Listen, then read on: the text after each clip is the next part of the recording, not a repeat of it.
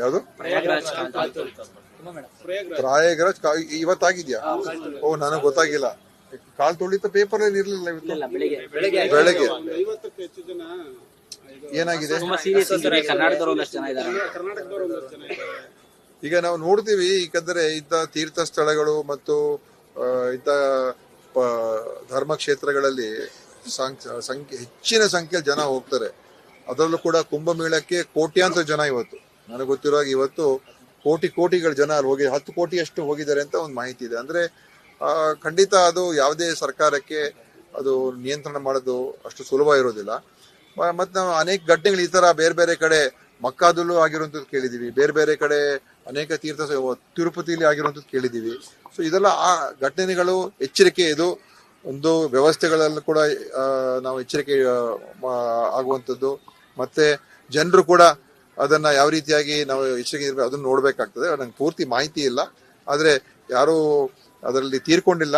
ಅದು ಸ್ವಲ್ಪ ಏಟ್ ಆಗಿದೆ ಅಂತಲ್ಲ, ಸ್ವಲ್ಪ ಅಂತ ಇರುವಂತ ಕೆಲವೆಲ್ಲ ಸೀರಿಯಸ್ ಇದ್ದಾರೆ. ಇನ್ನೂ ಗೊತ್ತಾಗ್ಲಿ, ಪೂರ್ತಿ ಮಾಹಿತಿ ಬರ್ಲಿ.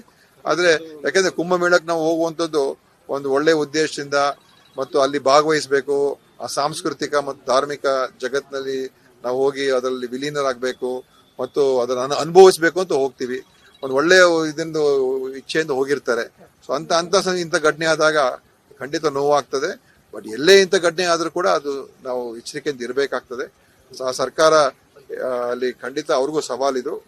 UP ಸರ್ಕಾರ ಅವರು ಇನ್ನೂ ಚೆನ್ನಾಗಿ ಅದನ್ನ ಮಾಡ್ಲಿ, ಯಾರಿಗೂ ಏನು ಅಪಾಯ ಆಗದೆ ಇರೋ ತರ ಭಗವಂತ ಅವ್ರನ್ನ ಕಾಪಾಡ್ಲಿ ಅಂತ ಕೇಳ್ಕೊಳ್ತೀನಿ. ಯಾವುದು ಪ್ರಯಾಗ್ರಾಜ್ ಇವತ್ತಾಗಿದ್ಯಾ? ಓ, ನನಗೆ ಗೊತ್ತಾಗಿಲ್ಲ. ಕಾಲ್ ತೊಳಿತ ಪೇಪರ್ ಅಲ್ಲಿ ಇರ್ಲಿಲ್ಲ ಬೆಳಗ್ಗೆ. ಏನಾಗಿದೆ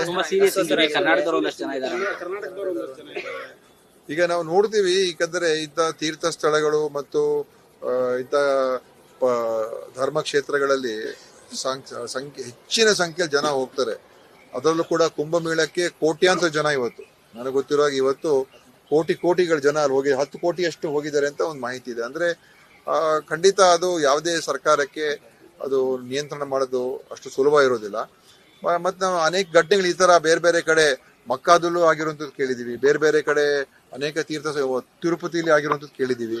ಸೊ ಇದೆಲ್ಲ ಆ ಘಟನೆಗಳು ಎಚ್ಚರಿಕೆ. ಇದು ಒಂದು ವ್ಯವಸ್ಥೆಗಳಲ್ಲೂ ಕೂಡ ನಾವು ಎಚ್ಚರಿಕೆ ಆಗುವಂಥದ್ದು. ಮತ್ತೆ ಜನರು ಕೂಡ ಅದನ್ನ ಯಾವ ರೀತಿಯಾಗಿ ನಾವು ಎಚ್ಚರಿಕೆ ಇರಬೇಕು ಅದನ್ನ ನೋಡ್ಬೇಕಾಗ್ತದೆ. ನಂಗೆ ಪೂರ್ತಿ ಮಾಹಿತಿ ಇಲ್ಲ, ಆದ್ರೆ ಯಾರು ಅದರಲ್ಲಿ ತೀರ್ಕೊಂಡಿಲ್ಲ. ಅದು ಸ್ವಲ್ಪ ಏಟ್ ಆಗಿದೆ ಅಂತಲ್ಲ, ಸ್ವಲ್ಪ ಅಂತ ಇರುವಂತ ಕೆಲವೆಲ್ಲ ಸೀರಿಯಸ್ ಇದ್ದಾರೆ. ಇನ್ನೂ ಗೊತ್ತಾಗ್ಲಿ, ಪೂರ್ತಿ ಮಾಹಿತಿ ಬರ್ಲಿ. ಆದ್ರೆ ಯಾಕಂದ್ರೆ ಕುಂಭಮೇಳಕ್ಕೆ ನಾವು ಹೋಗುವಂಥದ್ದು ಒಂದು ಒಳ್ಳೆ ಉದ್ದೇಶದಿಂದ ಮತ್ತು ಅಲ್ಲಿ ಭಾಗವಹಿಸಬೇಕು, ಆ ಸಾಂಸ್ಕೃತಿಕ ಮತ್ತು ಧಾರ್ಮಿಕ ಜಗತ್ತಿನಲ್ಲಿ ನಾವು ಹೋಗಿ ಅದರಲ್ಲಿ ವಿಲೀನರಾಗಬೇಕು ಮತ್ತು ಅದನ್ನು ಅನುಭವಿಸ್ಬೇಕು ಅಂತ ಹೋಗ್ತೀವಿ. ಒಂದು ಒಳ್ಳೆ ಇದರಿಂದ ಇಚ್ಛೆಯಿಂದ ಹೋಗಿರ್ತಾರೆ. ಸೊ ಇಂಥ ಘಟನೆ ಆದಾಗ ಖಂಡಿತ ನೋವಾಗ್ತದೆ. ಬಟ್ ಎಲ್ಲೇ ಇಂಥ ಘಟನೆ ಆದ್ರೂ ಕೂಡ ಅದು ನಾವು ಎಚ್ಚರಿಕೆಯಿಂದ ಇರಬೇಕಾಗ್ತದೆ. ಸರ್ಕಾರ ಅಲ್ಲಿ ಖಂಡಿತ ಅವ್ರಿಗೂ ಸವಾಲಿದು. UP ಸರ್ಕಾರ ಅವರು ಇನ್ನೂ ಚೆನ್ನಾಗಿ ಅದನ್ನ ಮಾಡ್ಲಿ, ಯಾರಿಗೂ ಏನು ಅಪಾಯ ಆಗದೆ ಇರೋ ತರ ಭಗವಂತ ಅವ್ರನ್ನ ಕಾಪಾಡ್ಲಿ ಅಂತ ಕೇಳ್ಕೊಳ್ತೀನಿ.